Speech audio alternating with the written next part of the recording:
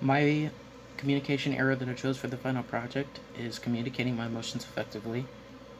In this presentation, I will go over what the issue is, or I'll go more in depth about what my issue is, why it's a problem for me, 3 theories that further explain the issue or give examples of why it could be an issue, and how can I resolve the issue in my personal life, at school, and in my career/job. I have come to realize over my many years of living that one of my many communication problems that I have or have had has to deal with emotion. But more than that, more specifically, it has to deal with how do I express and communicate them to people at any given moment in time. Typically, I would react one of 2 ways. The first one, which is the most common way that I do, is non-verbally. So, for example, if I'm upset, then I would assume that people seeing my face and seeing my face with a frown on it, or my posture, or just my attitude that day or that moment, would lead them to believe that I'm mad without me having to say anything. And on page 230 in the book, in the paragraph titled Nonverbal Behavior, it delves more in depth into this way of expressing your emotions. The second way that I react, or could react, is verbally. If I'm very happy or ecstatic, I might actually say that I'm in a good mood, or say that I'm having a good day, which would communicate that I'm in a good mood. Or if somebody asks me how I am and I say I'm very happy, then like like before, that's a way of communicating it as well, just as effectively. So my first theory that I chose, or that I researched for this presentation, is the James Lange theory of emotion. According to verywellmind.com and the article titled Over an Overview of 6 Major Theories of Emotion by Kendra Cherry, she states that the James Lange theory is one of the most well-known examples of a psychological theory of emotion. It was created by 2 psychologists, um, William James and Carl Lange, excuse me. The theory states that emotions occur as a result of a particular psychological event. So, for example, if you are at a funeral, that event alone might cause you to feel sad. Or if you graduate college, that event might cause you to feel happy. So, this is a perfect segue into my second theory that I chose, or that I researched for this presentation as well, which is the Cannon-Bard theory of emotion. According to Healthline.com in the article called What's the Cannon-Bard Theory? That's really an original title, by the way, by a man named Carl Vandergrint. I'm sure that I butchered that last name. He states that contrary to the James Lange theory, that stimulating events trigger feelings and physical reactions that occur at the same time. The creators of this theory are 2 psychologists as well, the first one being Walter Bradford Cannon and the second one being Philip Bard.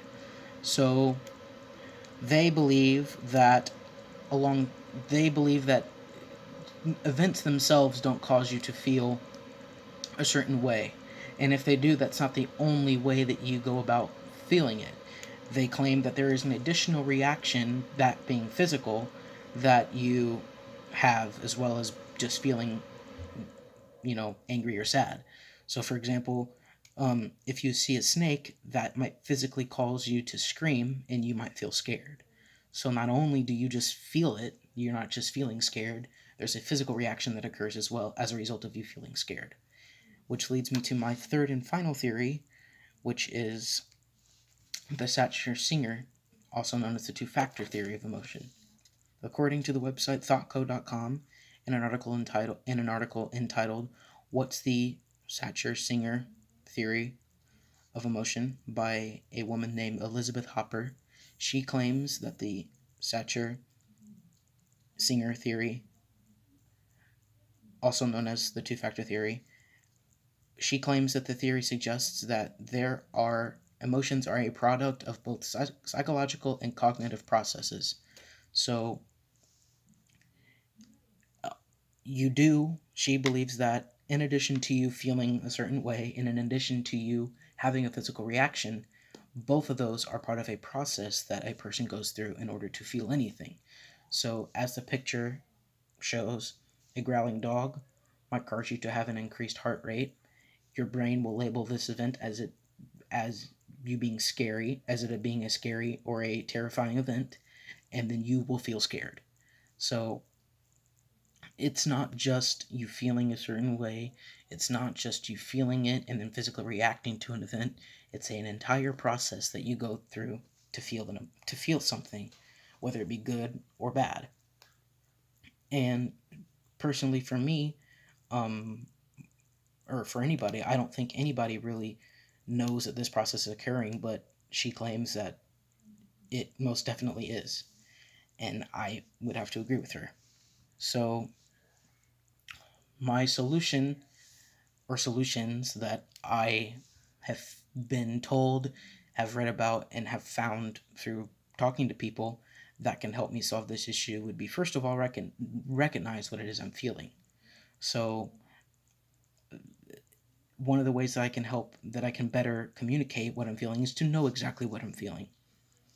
Secondly, the one of the other ways that can help me solve this issue is to share them with people.